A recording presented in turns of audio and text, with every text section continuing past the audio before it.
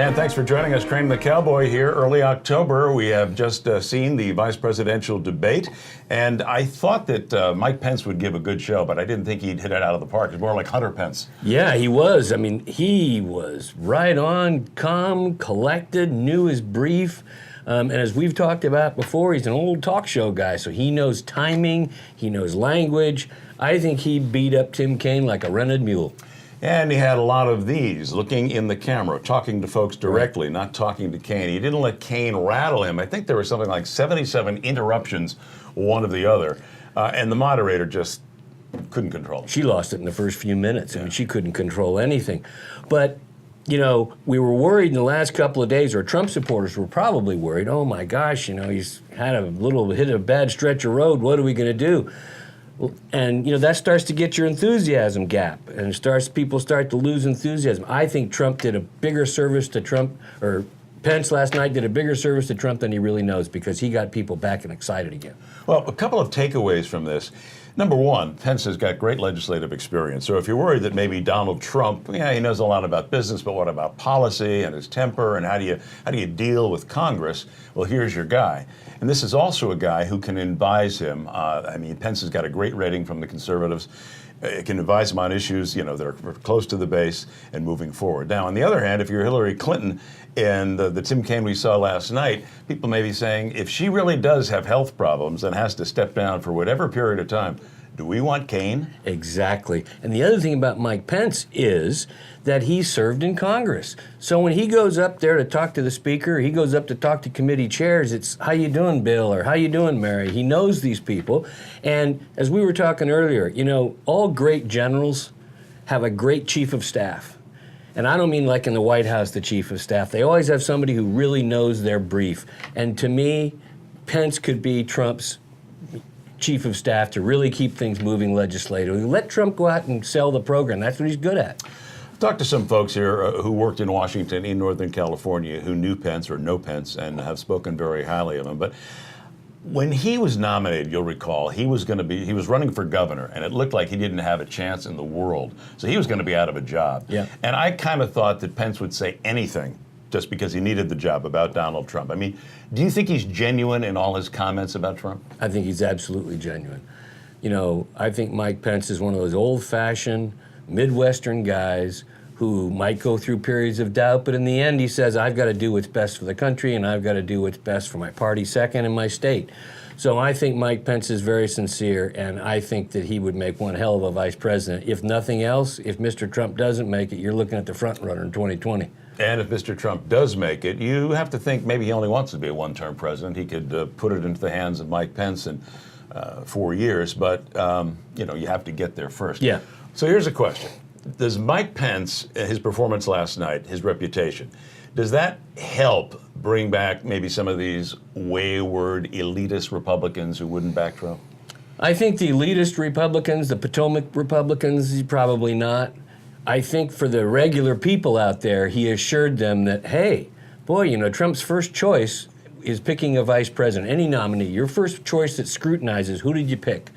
And you really can't tell, you know, with the pick until that person is then put into a tough situation. Last night, Pence was put into a tough situation because his boss, to be honest, he faltered a little bit in that last debate. So he brought everything back, and that to me was the greatest service that he's ever done.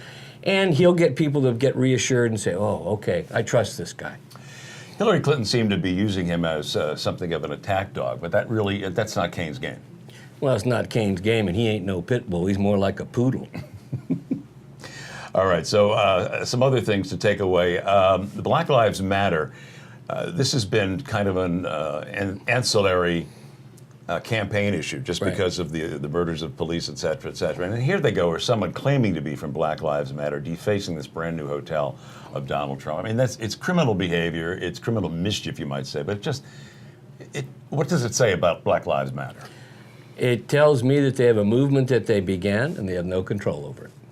And that things are going to happen in their name, and they better get a handle on this thing, because every time when people see that, they say, wait, Trump built a hotel, he built it on time, under budget, and some punk goes up and does this to him, I think it just earns him votes. People say, enough is enough. I've had it with this political correctness. I've had it with these people running roughshod, and I'm going to do what the only thing I can do is to vote for somebody else.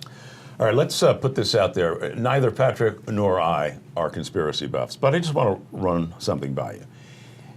Julian Assange of WikiLeaks supposedly has all this dirt on Clinton, maybe some on Trump as well. He's suddenly backpedaling. Do you think he knows that could there be a threat against him? Could it be coming from the Clintons, or could it be coming from a Soros or some other Clinton supporter? In today's world, I wouldn't put it past anybody. He does have reason to fear. I mean, he's exposed a lot of stuff out there. I mean, it's almost like get in line if you want to take a whack at Julian Assange. Having said that, I don't think that we're into that part yet. If we get down that road, I mean, we're in very dangerous territory. We're in Night of the Long Knives, getting rid of your political opponents by violence. Well, there was a report that Hillary said, can't we just get a drone and hit this guy? Yeah, but she's wanted to drone everything. She probably wants to drone Bill every now and then. Can't we just drone that old guy?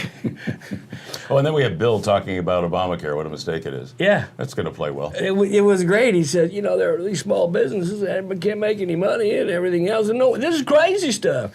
And as Kellyanne Conway said, he's our best surrogate. Because first of all, that statement that he made has all the benefits of a Democrat having said it about Obama's signature program. It also has the added benefit of being truthful. Because he's absolutely correct. Yeah, if you went to Medicaid or you're getting a subsidy, you're going to be fine. It's that guy out there in that small business. He's getting clobbered. And in one area of his life, you could say Bill Clinton has a little bit of an impulse control problem. Yes. But politically, I don't think he says anything before thinking what he's going to say. And I think he thinks that that's going to help her with independence. It's not. Because everybody knows it's a signature issue of the Democrats because no Republicans voted for it. And that's the kind of big fat pitch that when Trump is in the next debate, he ought to say, even your husband said it's a crazy system. And you said it has to be fixed. So what is it? And Minnesota is a state that looks to be a lock for Hillary Clinton, but 67% jump in health care premiums there. Well, let's look at the polls in Minnesota in a couple of weeks, just before. I mean, I think this premium increase, because it's happening everywhere. The exchanges are collapsing everywhere. When you got Democrats running for the United States Senate for re-election saying, well, we really got to fix this thing. Republicans should be saying, you're the guys who said this was going to be the be-all to end-all, and look what a cluster it is. You guys are responsible. All right, coming up on Sunday night, the next presidential debate, and we will be talking about that on Monday. So stay with us here on thelibertyplaybook.com. Huddle up!